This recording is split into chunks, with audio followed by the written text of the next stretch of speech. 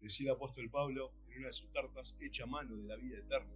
Y una de las formas de echar mano de la vida eterna, de vivir esa vida eterna en la actualidad, es cantarle a nuestro Señor, como lo haremos en el futuro. Creo que si el Hijo de Dios, cuando se pone frente a la palabra de Dios, quita de sí todo preconcepto, todas cuestiones que se arma creer saber antes de ponerse frente a la palabra de Dios, tiene el 80% de la buena interpretación saldada. Y creo que si se pone a ver el contexto en humildad y buscando ver qué fue lo que el autor quiso decir, llegó al 100%. Y puede tener claramente qué es lo que el Señor quiere decir a través de cada pasaje, de cada versículo, de cada libro, de cada capítulo. El Señor no ha escrito en un mensaje difícil. Es el hombre quien pone y hace ruido a la hora de escuchar al Señor. Hace ruido en su mente a la hora de escuchar a nuestro Dios. Hebreos capítulo 1, versículo 1.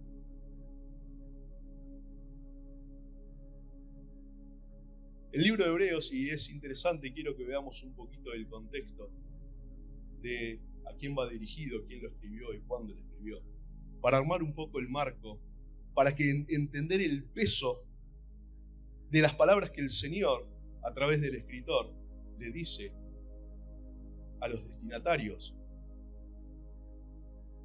Por lo general, y desde el principio se creyó que este libro, esta carta, fue escrita por Pablo.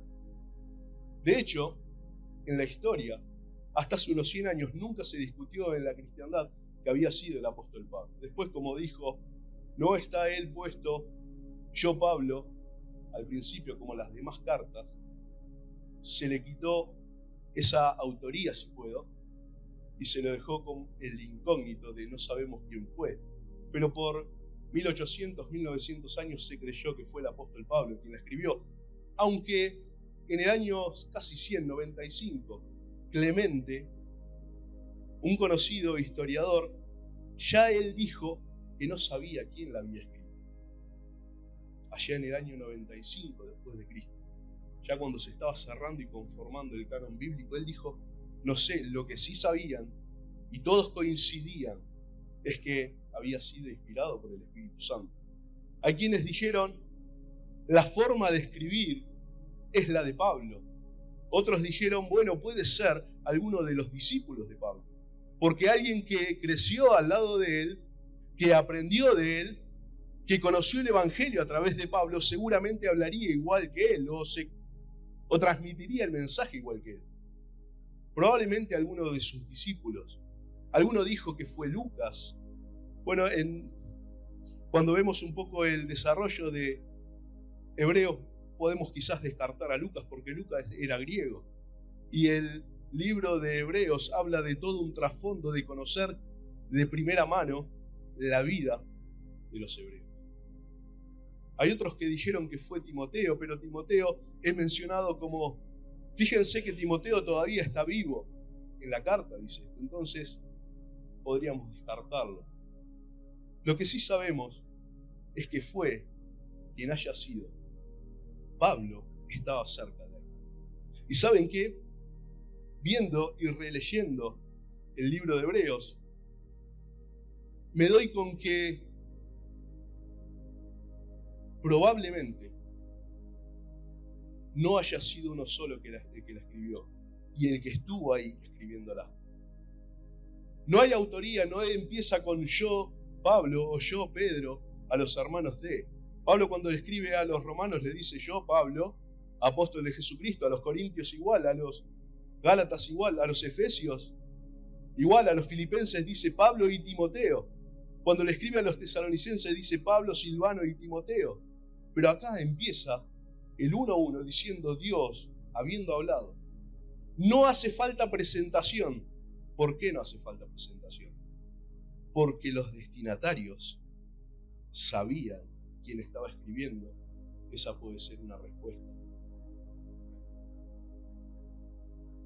En el 11 del capítulo 5 dice, acerca de esto, tenemos mucho que decir. Acerca de esto tenemos mucho que decir. Es como que él no está hablando solo. Y por cierto, en todo el capítulo 5, él dice, estamos persuadidos de mejores cosas para ustedes. Estamos. No hablando solo quizás. No hablando en nombre. Pablo cuando habla, dice yo, Pablo, hablo como... Y él habla en primera persona, hablando de que él es el autor de la carta. Con esa autoridad, si puedo, y con esa autoría. Pero acá habla como estamos. Entendemos, pensemos. Estamos persuadidos de que tenemos mejores cosas o de que ustedes en cuanto a mejores cosas. Entendiendo que no sabemos y concluyendo en que no tenemos a ciencia cierta quién fue, sí podemos decir. Y cuando vayamos avanzando un poquito más en este contexto, vamos a entender que quien está escribiendo estaba en el frente de la batalla, de la predicación y de la transmisión del Evangelio en ese momento. Y a los que le está escribiendo, no. A los que le está escribiendo, estuvieron en otro tiempo peleando en el frente de batalla de la misma forma. ¿Cuándo se escribe la carta? Es interesante porque ya empezamos. ¿Quién escribió la carta? No lo sabemos. ¿Cuándo se escribe? Bueno, vamos a ir viendo cuándo se escribe. Tampoco lo sabemos. Siempre que busquemos va a decir aproximadamente entre tal y tal. La verdad que, como decía un comentarista, no le costaba nada poner cuándo. Pero quizás es porque el Señor nos quiere hacer leer.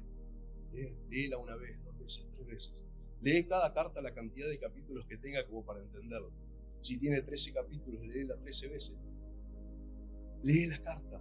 Y podemos ver, por ejemplo, que cuando él habla del sistema sacrificial, lo habla en tiempo presente. Como que eran cosas que estaban pasando.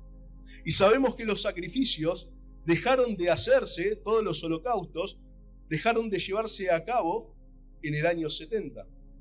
O sea que fue antes del año 70. Cuando Clemente de Alejandría la menciona en el 95, la carta ya estaba, ya había sido leída, ya era conocida por los cristianos del momento.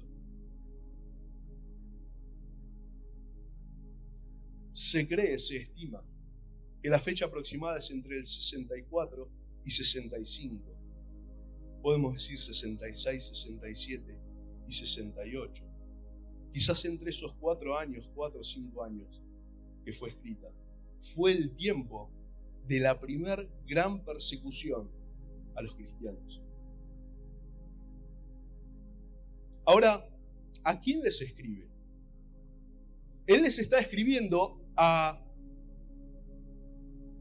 hijos de Dios, aquellos que ya conocían el Evangelio, aquellos que ya habían creído y ya habían predicado el Evangelio, pero que en ese momento,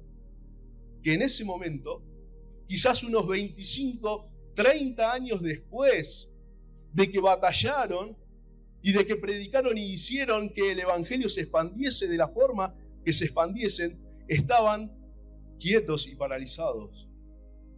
¿Por qué estaban quietos y paralizados?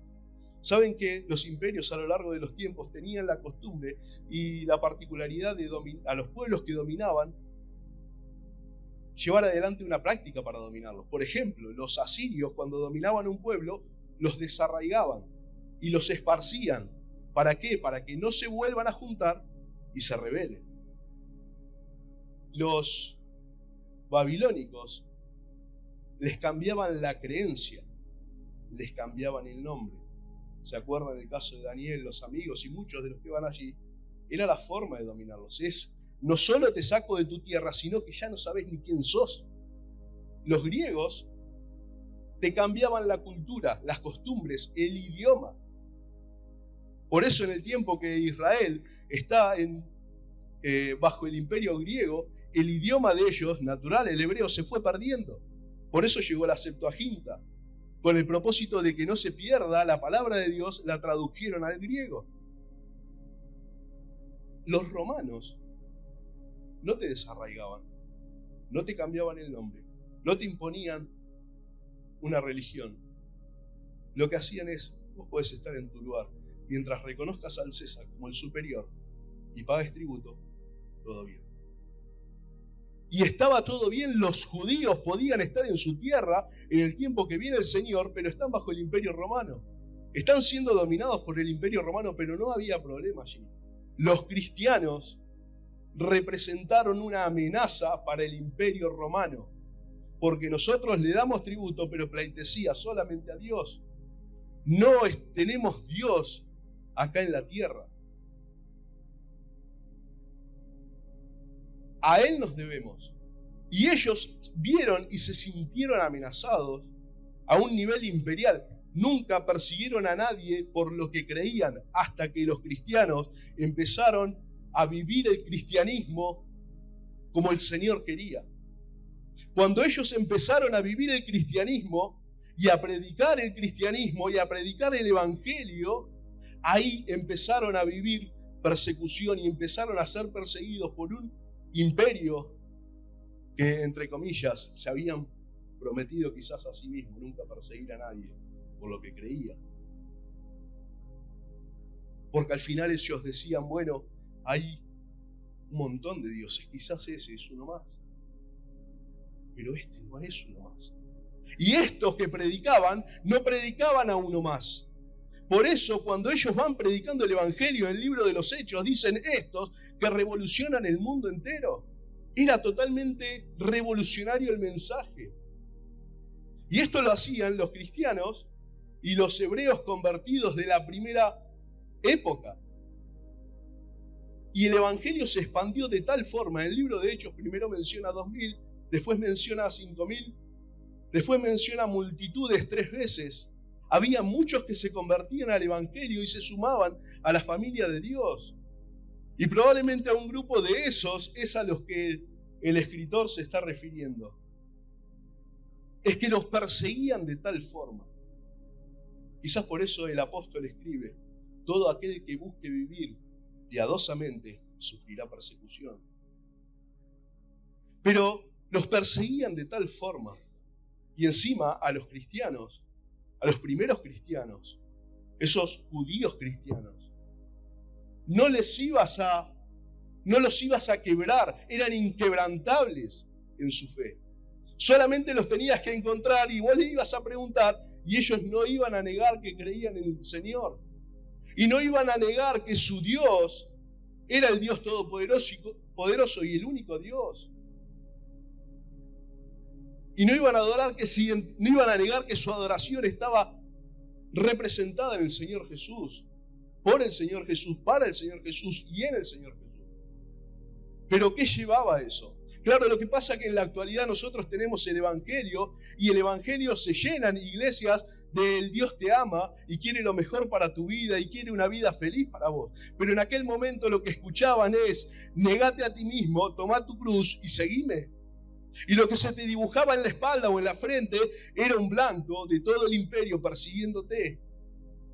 No importa si eras varón, mujer, perseguían todo, no importa si tenías niños o no, todos. ¿Qué hacían para perseguirlos? Para que dejen, para que desistan de su fe. En el 10:32, el escritor le dice, traigan a la memoria los tiempos pasados, cuando batallaron. Dice, en ese tiempo donde fueron espectáculos y donde los cristianos eran espectáculos. ¿Qué? Claro, es que a los cristianos una de las formas de tortura era en el Coliseo romano. Largaban 3 o 4 cristianos en sandalias y los mismos, o la misma cantidad de gladiadores, como diciendo que Dios te defienda. Ponían en el mismo lugar a bebés, hijos de cristianos, en el lugar y soltaban a las fieras para que se los coman, buscando que desistan de su fe. Hervían a los cristianos. Nosotros tenemos el hecho de que eran antorchas simplemente para alumbrar una calle. Aberraciones hacían. Nunca el Imperio Romano persiguió tanto a alguien Y nunca lo hizo de tal forma, tan salvajemente. Nosotros tenemos un evangelio realmente muy cómodo, sentados en una silla, aire acondicionados, calefacción.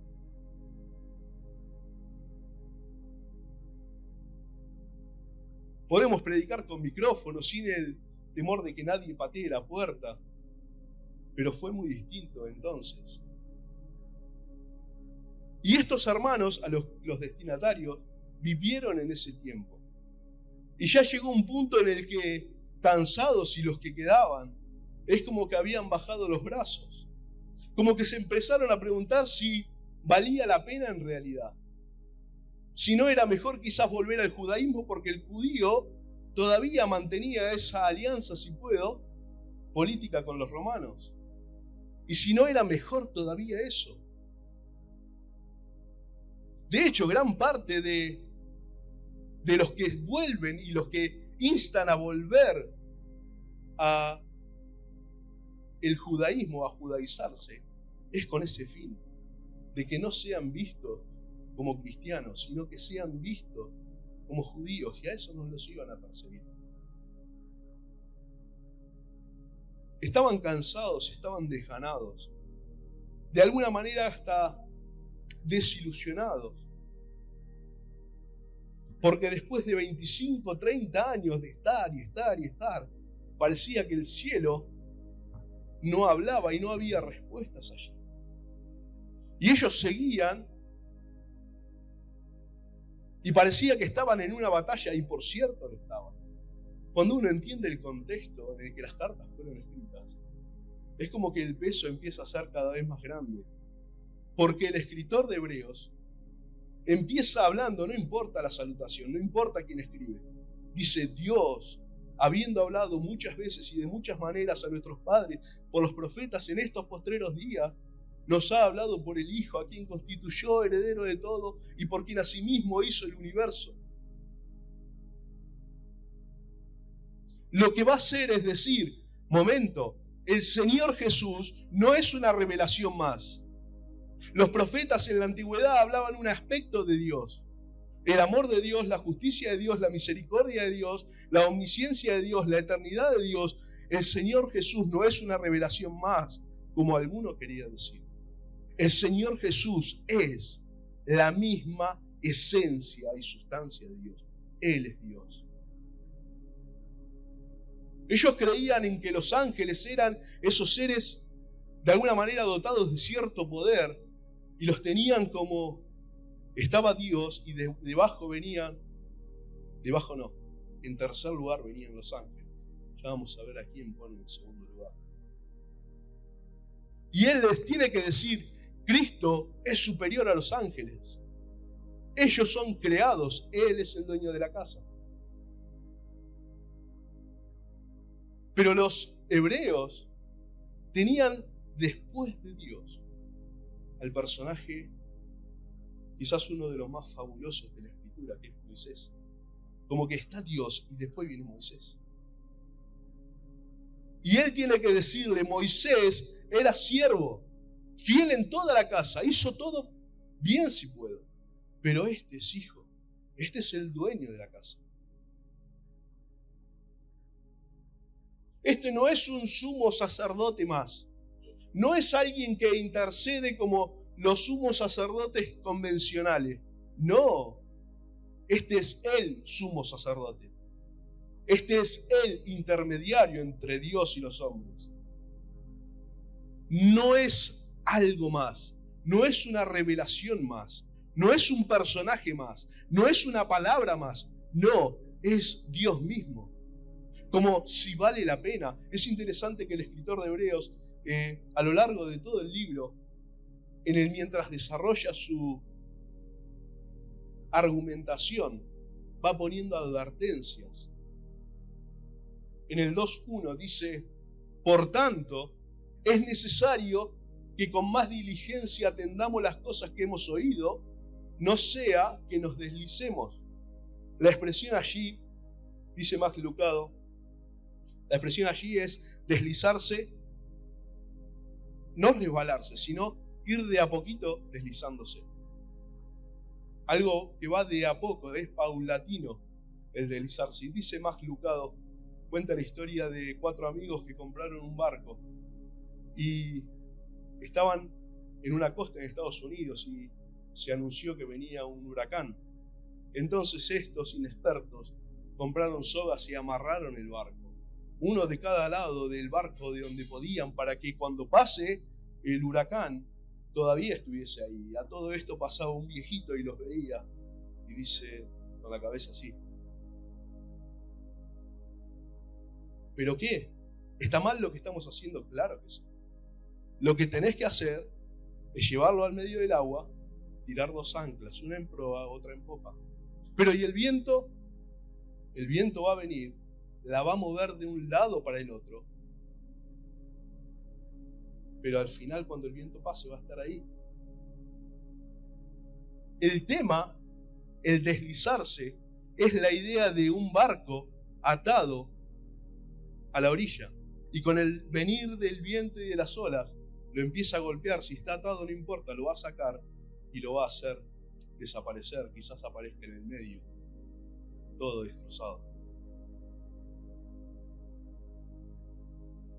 Y la firme ancla que tenemos es lo que cantábamos o lo que terminábamos cantando.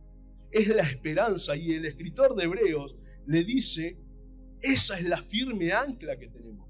Es la esperanza en Él. Es saber que lo que ahora vivimos y lo que hacemos en cuanto a vida cristiana, si puedo, lo que es 24/7, es el proceso hasta llegar a estar con Él. Es el tiempo. Hay quienes creen en la actualidad que cualquier cosa que se interponga entre mí y la felicidad es del diablo. Y ahí el diablo está, entonces es como que lo esquivo y no tiene nada que ver con Dios. Imagínense si le decían eso a los cristianos del primer siglo. Imagínense la predicación, porque ahora el escritor está diciéndole: todavía hay que seguir para adelante, todavía hay que avanzar. Y ellos, yo me pregunto y me pongo un poco en el lugar de ellos, nuestros hermanos de aquel tiempo, ¿y a qué los estaban llamando? Porque no lo estaba llamando a una vida placentera, lo estaba llamando de vuelta al frente de batalla. Ahí los estaban llamando, ahí los quería atraer o empujar con la palabra.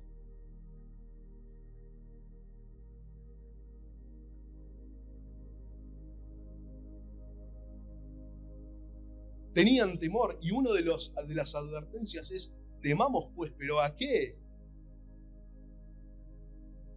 A no velar y cuidar esa salvación. De eso tengamos miedo. Los apóstoles decían: no tengo temor de lo que el hombre me pueda hacer. No había temor allí. Había uno al que temían mucho más que a lo que los hombres podían hacer. Es que tenemos una mente tan finita que solamente podemos ver en términos de esto. En términos de lo que 50, 60, 70, 80, 90, 100 años nos deja ver nuestra vista. Pero cuando el escritor, y por cierto, ellos veían lo mismo. Por eso el escritor, cuando les escribe en el capítulo 11, empieza a hablarles de la fe y le dice: hay muchos que no recibieron lo que se les prometió. Y entonces Dios falló. De ninguna manera. Dios todavía tiene la promesa vigente y la va a cumplir. Pero que el hombre no esté por alguna situación no quiere decir que Dios haya dejado su promesa sin cumplir.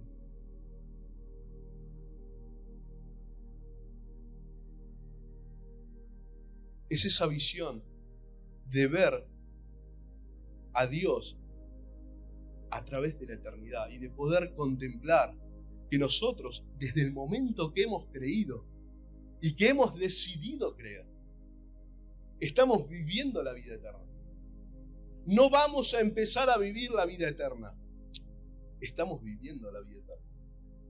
Hay quienes piensan que vamos a entrar en un momento de inconsciencia y no vamos a saber y vamos a aparecer en otro lado. Eso no existe.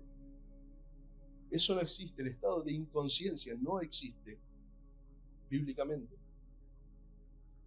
Vamos a saber exactamente, hermanos, vamos a saber exactamente que estuvimos acá un 21 de julio cantando. Vamos a saber exactamente lo que pudimos o no hacer y predicar.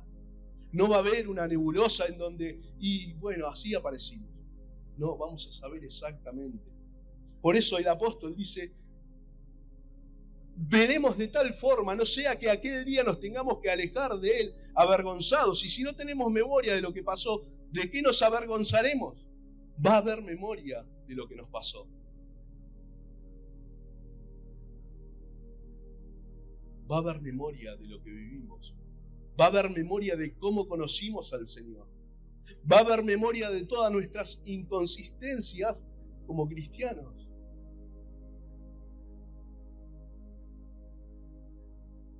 Y en ese día, si bien no habrá llanto, ni penas, ni nada, diremos cómo desperdiciamos el tiempo. Porque teníamos una visión corta. Porque mirábamos en términos de lo que mira el hombre normal y natural, y no con esa visión eterna que Él quiere que tengamos.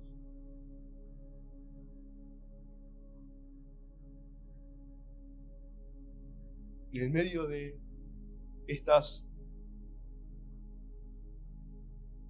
argumentaciones, Él sigue poniendo advertencias. Dice, después de haberle dicho y expuesto cada uno de los héroes de la fe en el capítulo 11,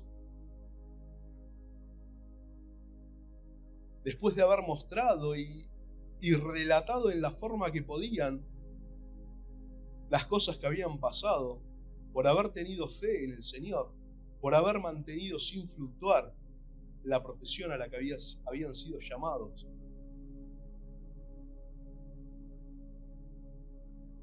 dice, por tanto, el 12:1, nosotros también, teniendo en derredor nuestro tan grande nube de testigos, despojémonos de todo peso y del pecado que nos asedia, y corramos con paciencia la carrera que tenemos por delante. Despojándonos de todo peso y del pecado que nos asedia, corramos con paciencia la carrera que tenemos por delante. ¿Cómo se corre con paciencia? Es que acá no se trata del que llega primero. No se trata de una competencia con nadie. Se trata de avanzar hacia la meta, de avanzar y de seguir avanzando. Ahora, ¿qué es lo que te motiva para seguir avanzando? ¿O qué es lo que debería motivarte para avanzar y no frenar y detenerte por las pequeñeces de este mundo? Porque no entró un cheque, o se me pinchó la rueda, o cualquier otra estupidez que pueda parecer que la magnificamos nosotros como que es el problema. ¿Cómo hacemos para vivir una vida motivada en avanzar, en el propósito o por el propósito que Él nos llamó, por el cual somos salvos? ¿Cómo hacer? El versículo siguiente. Puestos los ojos en Jesús. Puestos los ojos en Jesús, el autor y consumador de la fe, el cual por el gozo puesto delante de Él sufrió la cruz, menospreciando el oprobio, y se sentó a la diestra del trono de Dios. Hay quien sugirió que estas advertencias son como exhortaciones. La palabra exhortación en la actualidad pareciera que tiene mala prensa, es como que alguien reta. Pero originalmente, y cuando aparece la palabra exhortación, no tiene nada que ver con eso. De hecho, es una palabra que se utilizaba gráficamente cuando el corredor olímpico iba con la antorcha subiendo hasta el Olimpo. Después de correr 23 kilómetros, lo ponía ahí, ¿sí? Esa ofrenda a los dioses del Olimpo. ¿Para qué? Esa ofrenda hacía que los dioses estuviesen de una u otra forma contentos y no se vengan en contra en el año siguiente. Ahora, los habitantes del lugar no podían correr con el que estaba corriendo. Entonces, lo único que podían hacer era alentar y decirle, dale, vamos para adelante, Vamos que ya llegás, ya queda poco. Mirá, levantá la vista, poné solamente allá, fijá la vista. Eso era exhortar. Eso es exhortar. Eso es lo que el escritor hace a los receptores de la carta. Es levanten la vista, miren, tengan en cuenta, no tienen la perspectiva correcta. Si están cansados, levanten las rodillas, esas rodillas paralizadas. Acuérdense de cuando lo hicieron bien. Fíjense que todavía hay que seguir peleando. Si todavía estamos acá, mientras se dice hoy, todavía tenés que seguir peleando. Hay que seguir para adelante. Eso es lo que el escritor está queriendo transmitirles. Y eso es lo que el libro de Hebreos hace a lo largo de todo el libro. Por lo general, cuando buscamos un capítulo, un texto de aliento, vamos al libro de Salmos, por lo general. Yo creo que si leemos el libro de Hebreos, tantas veces podemos ir al libro de Hebreos, de saber, no, lo que pasa que vos no sabés qué fue lo que me pasó. Tenemos un sumo sacerdote, y no uno cualquiera, sino uno que puede compadecerse de nosotros, porque sufrió todo lo que el hombre puede sufrir. Todo es aliento. Todo es levantar la vista. Ya deja de estar en las pequeñeces de la que el enemigo te puede tener postrado. Levantá la vista.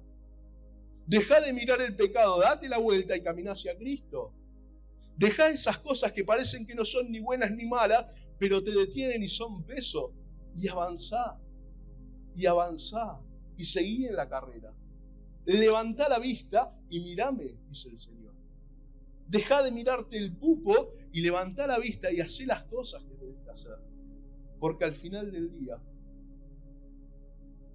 como dijo Salomón, todo lo que hay en este mundo es vanidad.